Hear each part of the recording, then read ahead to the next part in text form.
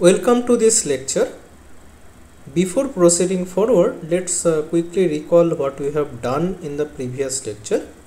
So in the previous lecture, we had discussed certain structural properties of measures.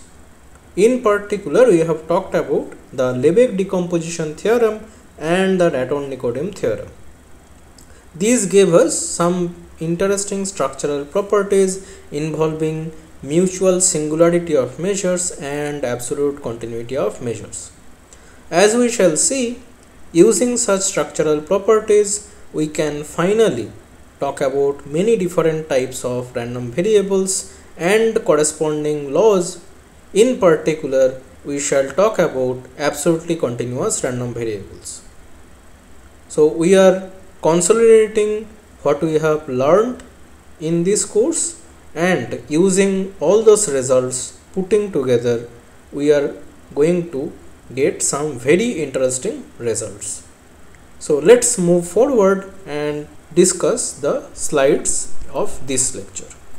So in the previous lecture, we have looked at this decomposition of measures, and in particular, we have also talked about this absolute continuity.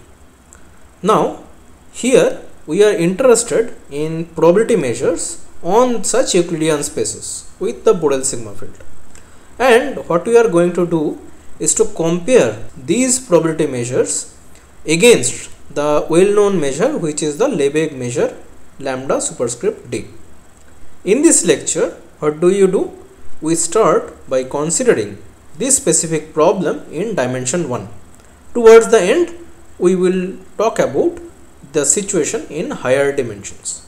So for the purpose of the discussion, we are going to fix this notation that mu will be a probability measure on R, and f subscript mu will denote the corresponding distribution function. We may also consider the corresponding random variable with this law mu. Remember, in week 4 we had discussed about constructions of random variables or random vectors with a specified law. You construct a random variable and then you can talk about the corresponding distribution function. So for the purpose of this lecture, we are mostly going to concentrate on the probability measure, but you can restate all of this in terms of a random variable. Let us move forward. So recall from note 17 of week 4 that we had discussed this decomposition of our distribution function into a discrete distribution function and a continuous distribution function. So here this is a convex linear combination given by some scalar alpha between 0 and 1. We have also remarked that this decomposition is unique. Now with this recall, continue with these notations of note 6, we can now appeal to the correspondence between distribution functions on the real line and probability measures on this measurable space. So this was discussed earlier in week 5. See note 10 of week 5. What do we get is that we can get probability measure mu subscript d and mu subscript c, which correspond to the distribution functions f subscript d and f subscript c. So f subscript d is the discrete one, f subscript c is the continuous one. Correspondingly, you get these probability measures mu subscript d and mu subscript c. But what is happening here? Let us try to identify the distribution functions. Now we started off with this probability measure mu. If you look at the size of the set minus infinity to small x for any x in the real line, you get the value of the distribution function at the point x. But the identification which we just recalled is exactly this convex linear combination in terms of a discrete distribution function and a continuous distribution function. But then we just said that we will consider the corresponding probability measures, and those are denoted by mu subscript d and mu subscript c. So all you have to do is to look at mu subscript d, the size that it associates to this set minus infinity to small x, that will give you this distribution function. And if you look at mu subscript c and consider this set minus infinity to small x, closed, this size will give you the continuous distribution function f subscript c. Alright, so that is as per the structural properties that we have discussed. But now observe that mu subscript d and mu subscript c both are probability measures, and you are considering a convex linear combination of probability measures. So therefore you get this probability measure, which is this convex linear combination of probability measures. But you have just identified that this convex linear combination of probability measures has this interesting property that the corresponding distribution function is exactly f subscript mu. So again, let me repeat, alpha mu subscript d plus 1 minus alpha times mu subscript c. This is a probability measure with the distribution function f subscript mu, that is as per these equalities that we have written down. Therefore, by the uniqueness of the distribution functions that was left as an exercise earlier in week 5, we have that these measures are actually the same, right? So therefore mu equals alpha times mu subscript d plus 1 minus alpha times mu subscript c. That means that for any Borel set you have this equality. Alright, so this is something very simple that we have just restated and appealed to the correspondences between distribution functions and probability measures. Alright, so let's continue with these notations now. So we have now so far got these notations: probability measure mu, corresponding distribution function is f subscript mu, then f subscript mu got split it into discrete part and continuous part, and correspondingly we got mu subscript d and mu subscript c. Alright, now this probability measure mu subscript d that corresponds to this discrete distribution function must be discrete. Alright, meaning that it specifies its total mass only on a finite set or a countable infinite set, right? So therefore mu subscript d is the law of a discrete random variable, right? So it corresponds to a discrete distribution function, and hence this is the law of a discrete random variable. And as per our discussion in the previous lecture, this must be mutually singular with respect to the Leybig measure. Okay, so this was discussed earlier in the previous lecture. Alright, so therefore in this decomposition of mu into alpha times mu subscript d and 1 minus alpha times mu subscript c, you have identified that the first part is mutually singular with respect to the Leybig measure. Alright, but we are now going to focus on the remaining part, this mu subscript c part. Alright, so then sometimes we will refer to the corresponding distribution function, which is this f subscript c. This is a continuous distribution function. Sometimes we will focus on mu subscript c. So we will use information from both sides. Alright, so now we would like to understand the structure of mu subscript c or corresponding f subscript c.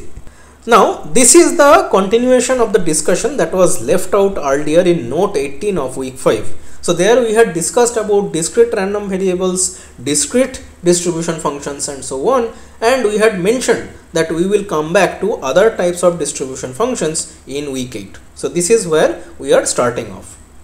Alright, so now our focus is purely on that continuous part. Now by the Leybig decomposition theorem that was discussed in the previous lecture, we have that mu subscript c that can be split as the addition of two measures. Let us write them as mu tilde subscript c superscript 1 and mu tilde subscript c superscript 2. Alright, now these are two measures on the real line together with the Borel sigma field. Moreover, as per the Leybig decomposition theorem, you must have one of them, say mu tilde subscript c superscript 1 is mutually singular with respect to the Leybig measure, and the other one mu tilde subscript c superscript 2 is absolutely continuous with respect to the Leybig measure. So this is the structural properties that is given by the Leybig decomposition theorem. Now look at the size of the set real line under these measures.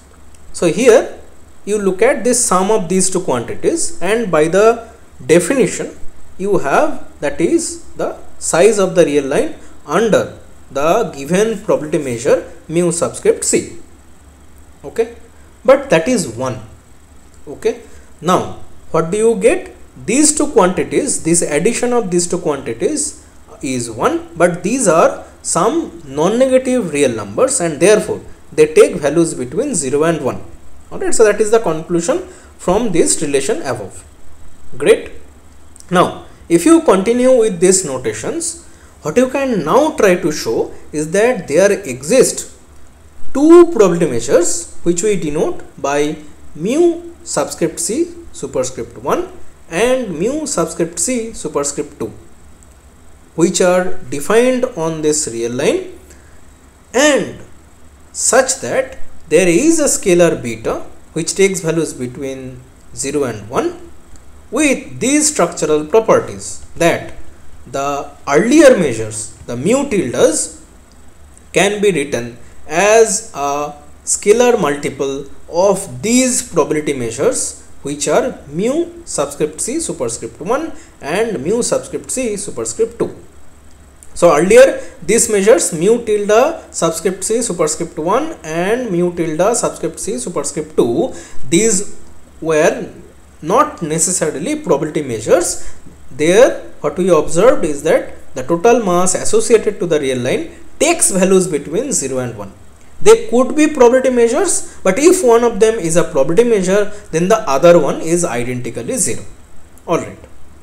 But now what we are saying is that you can figure out a scalar beta, and you can find these two probability measures such that the original measures mu tildes can be represented as a scalar multiple of these probability measures. Of course here beta could be 0 or 1, and in those cases we can make some comments.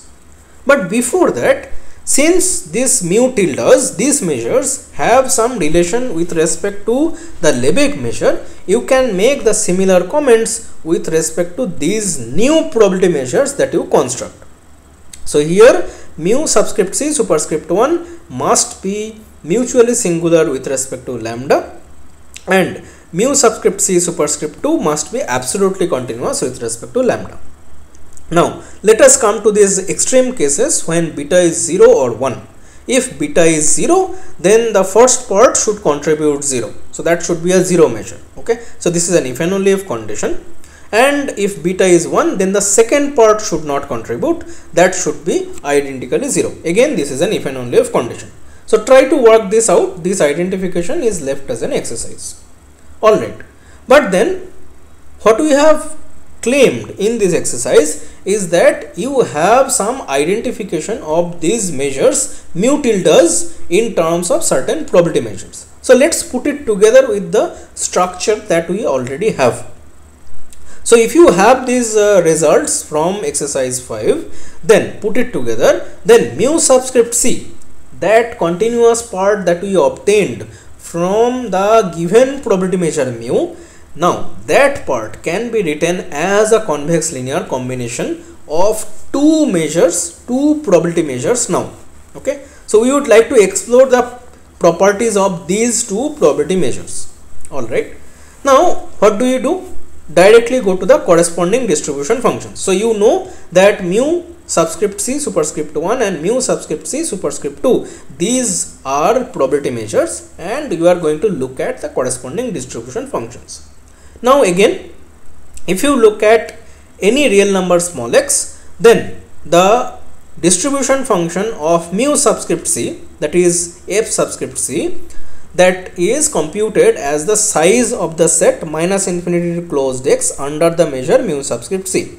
But as just obtained, mu subscript c can be written as this convex linear combination. Alright, and that's exactly telling you that the distribution function f subscript c, that was the continuous part of the distribution function f subscript mu, that can be written as a convex linear combination of another two distribution functions. So we are going to explore the structural properties of these new distribution functions and the corresponding measures mu subscript c superscript 1 and mu subscript c superscript 2. So that's what we are going to concentrate on. So here we are focusing specifically on the continuous part of the original distribution function f subscript mu. We already understand the discrete part.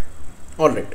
So continue with these notations, but focus on this f subscript c superscript 2 that corresponds to mu subscript c superscript 2. Remember, mu subscript c superscript 2 as per the construction is absolutely continuous with respect to the Leybig measure. So let's use this information. Alright.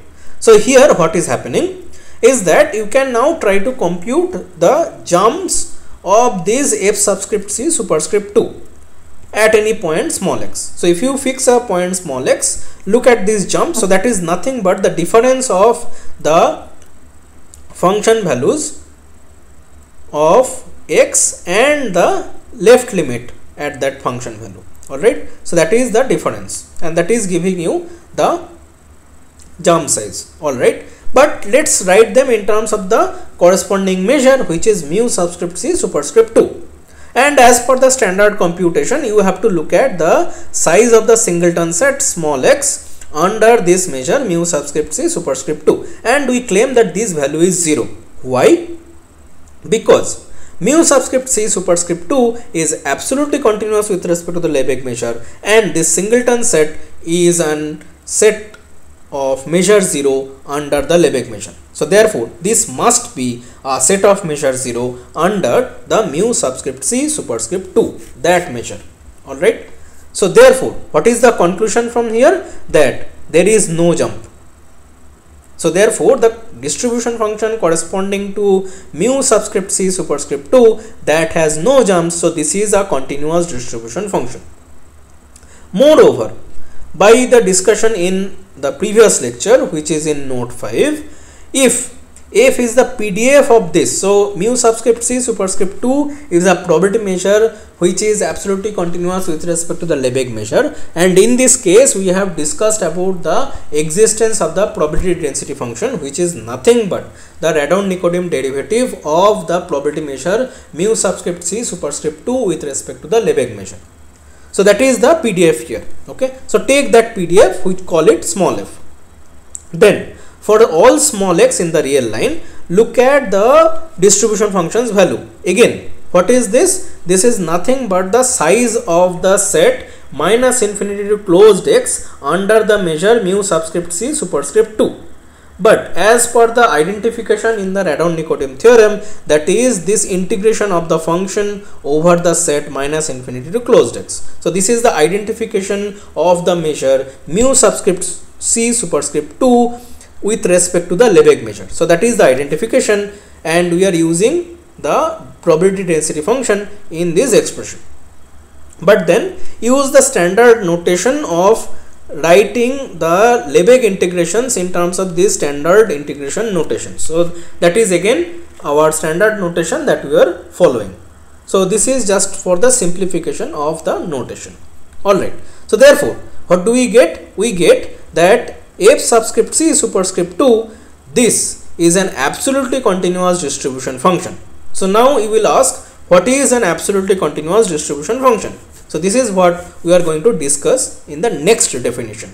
So you already have a structural property of f subscript c superscript 2 that it is given as an integration of the corresponding probability density function over the range minus infinity to small x. So that is giving back the distribution function value at small x. So let's look at this definition.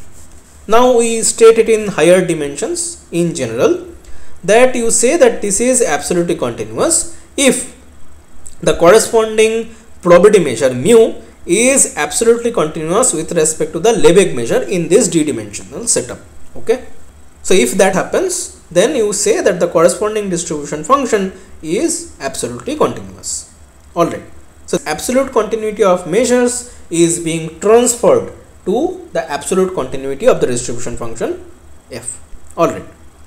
So now in this terminology, f subscript c superscript 2 turns out to be absolutely continuous. Alright, great. Now, corresponding to these absolutely continuous measures, absolutely continuous distribution functions, you can talk about corresponding class of random variables or random vectors. Okay. So a random variable or a vector is said to be absolutely continuous if the corresponding distribution function is absolutely continuous. So this is again the same type of motivation that we followed in the discrete case. We look at the corresponding distribution function, and if the corresponding distribution function is absolutely continuous, you call the original random variable or a vector to be absolutely continuous. In the discrete case, we looked at the support and then identified that the corresponding distribution function must be discrete. But this is just a alternative description in terms of the corresponding distribution functions properties. Alright. So now we have identified one part of the continuous part of the original distribution function. So let me repeat. F subscript mu is the original distribution function, F subscript c is the continuous part of that, and we have identified F subscript c superscript 2 as a absolutely continuous distribution function. Okay. So this is the part that we have identified. So let's focus on the other part. Alright. But then what we have so far understood is that F subscript c superscript 2, this is absolutely continuous, and in particular what we have already justified is that this is a continuous distribution function. But then the decomposition, the original decomposition that we had started off with, in that F subscript c, the continuous part was definitely taken to be continuous. Okay. Alright. So now F subscript c has this decomposition in terms of F subscript c superscript 1 and F subscript c superscript 2. So let's go back to the decomposition here. So we say that F subscript c, that is continuous, and F subscript c superscript 2 is also continuous, and that will immediately tell you that F subscript c superscript 1, that must be continuous. So there are now two cases that you would have to verify to make this statement. If beta is 0, so this term will not contribute, you don't have to look at it. Okay. If beta is 0, you ignore this term, and F subscript c is purely of the second type here, absolutely continuous. But if beta is non-zero, if there is a non-trivial contribution coming up here, then F subscript c superscript 1 must be continuous. So that is the upshot of this discussion. So let's go back to that. Okay. So what we have is that F subscript c superscript 1, that is a continuous distribution function. However, this corresponds to this probability measure which we denoted as mu subscript c superscript 1, and by the structural property this must be mutually singular with respect to the Leybig measure. Then we are going to call F subscript c superscript 1 to be a singular continuous distribution function. So this notion we define in the next definition. Alright. So what is a singular continuous distribution function? This is a continuous distribution function, again defined on the d-dimensional setup itself, and this will be called to be singular if mu, the corresponding probability measure, is mutually singular with respect to the Leybig measure. Okay. So in this setup, what we have observed is that the continuous part of the original distribution function, that was F subscript mu, the continuous part of that is F subscript c. This F subscript c has a convex linear combination or a decomposition into one part which is absolutely continuous and another part which is singular continuous. Okay. So now we have briefly discussed an example of a singular continuous distribution function in note 3 earlier. Okay. So this was regarding the null sets which are possibly uncountable. In particular, we mentioned the example of the Cantor set. Now here the Leybig measure associates zero mass, and you can still consider certain probability measures which live on that set, meaning on the complement of the Cantor set the probability measures would associate zero mass, only on the Cantor set it assigns the full mass. So with such probability measures, it's possible to get examples of corresponding distribution functions which are continuous. So this is the type of example that we are looking for. Okay, but in this course we are not going into the details and we are not going to discuss this much further. Okay, but it is for our information that such examples are known and we should keep track of them whenever we are doing any kind of a general discussion involving random variables or measures, probability measures or corresponding distribution functions. Now continue with these notations of these discussions so far. What we have identified as this is that we have this convex linear decomposition or convex linear combination of the original distribution function f subscript mu, that is in terms of these three things.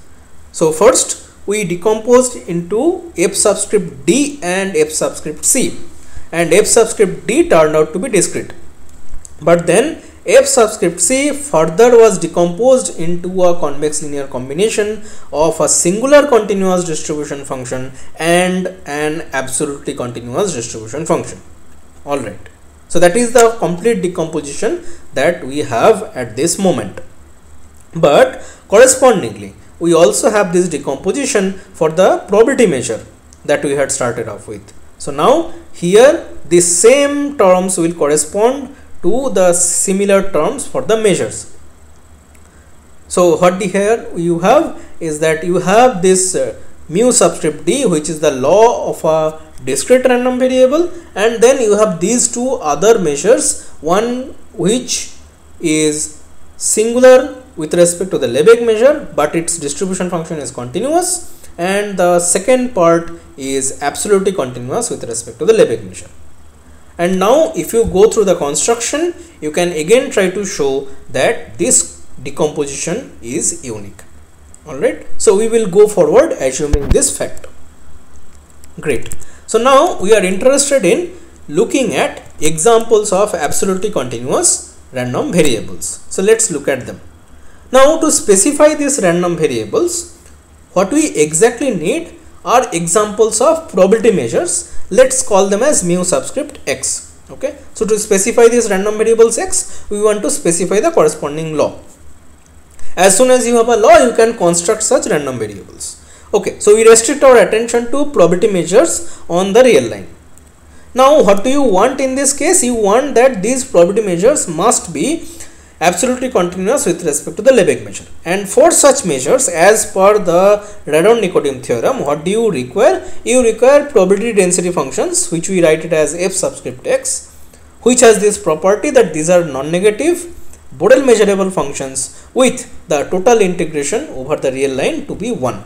Okay, so here we are following this standard notation that Leybig integration is essentially written as a Riemann integration or that same integration notation. Okay, so this is again for notational convenience. Now all you have to do is to specify appropriate probability density functions, and what do? You look back at standard examples that you may have covered in your basic probability courses. So start with this uniform distribution on 0 1. So you say that x follows uniform 0 1 on the open interval 0 1, and for that what you need to do is to take the corresponding probability density function to be the indicator of 0 1. Okay, and here all you have to verify that it is a non-negative measurable function, so that's already true, and you also have to verify that the total integration is 1, and that immediately follows because this is nothing but the length of the interval under the Leybig measure, and that is equal to 1. Now look at a slightly more complicated example. This is the exponential distribution with rate alpha. Alpha is taken to be some positive scalar. So you say that x follows exponential alpha distribution if the corresponding probability density function is given as this. So this is alpha times exponential minus alpha x multiplied by this indicator function. And then again you verify that this is a non-negative measurable function because it's the product of one continuous function against this measurable function, which is an indicator function. So this whole product makes sense and this becomes a measurable function. Moreover, these values that are being specified on the right hand side, these values are non-negative. Okay, so therefore f subscript x that you are considering now, it's a non-negative measurable function. All you have to now verify is that the total integration is 1, but then that exactly comes down to the integration from 0 to infinity because of this presence of this indicator function. Alright, but then this is a simple example of a Riemann integration, and you connect it with the Leybig integration, and that turns out to be 1. So this is a very standard verification. Alright, so you now look at another standard example, which is the normal distribution with parameters mu, which is in the real line, and sigma, which is some positive quantity. So please do not get confused with this mu which we have been using so far. So this is now a real number. Okay, so far we have been using mu for the general probability measure on the real line, but now we are restricting our attention to these specific examples of absolutely continuous random variables, and here in this example we are taking mu to be a real scalar. Alright, so now if you specify the density function in this standard format, you again try to verify that this is a non-negative measurable function and the total integration is 1. So again, the total integration is 1 is usually covered in your basic probability courses, and you must have seen this. We are not going into the details for brevity. Okay, this is assumed that this is giving you a genuine probability density function. Alright, but you may have seen other nice examples of absolutely continuous random variables in your basic probability courses, and all you have to do is to specify that corresponding probability density function and specify the corresponding law, and that will give you examples of the random variables if you look at with that specified law. That's it. Alright, so you can specify the PDF that specifies the probability measure, that specifies the random variable. You can construct such random variables. Alright, now this decomposition of probability measures, as we have discussed in this lecture, you can extend this further in an analogous manner to higher dimensions. Okay, so we have split a general probability measure into 3 parts. One part corresponds to discrete random variables, one part corresponds to singular continuous distribution functions, and you can also refer to the corresponding random variables as singular continuous random variables, and the final part is the absolutely continuous random variables. That's the part that we have been concentrating on so far. Alright, so these 3 parts that constitutes a general probability measure, so that one also has this corresponding decomposition in terms of the distribution functions. Alright, great. So these results can be extended in higher dimensions. Again, similar discussions will go through, and you can also get standard examples of absolutely continuous random vectors. So this is now in higher dimensions, so you will get random vectors. And in particular, you can talk about these Gaussian random vectors and other things that you have already seen in your basic probability courses. Again, all you have to do is to specify the appropriate probability density function with respect to the Leybig measure on this d-dimensional setup. Okay, so that's all you have to do. If you do that, you will get all these nice examples, but again, for brevity, we are not going into the details, but it should be assumed that these are now being covered. The structural properties has been discussed. You have connected it with your existing knowledge that you have gained from your basic probability theory. So that covers the discussion in this lecture, and in the next lecture we are going to finally talk about the expectations of absolutely continuous random variables. That is what we are going to do in the next lecture. So we stop here.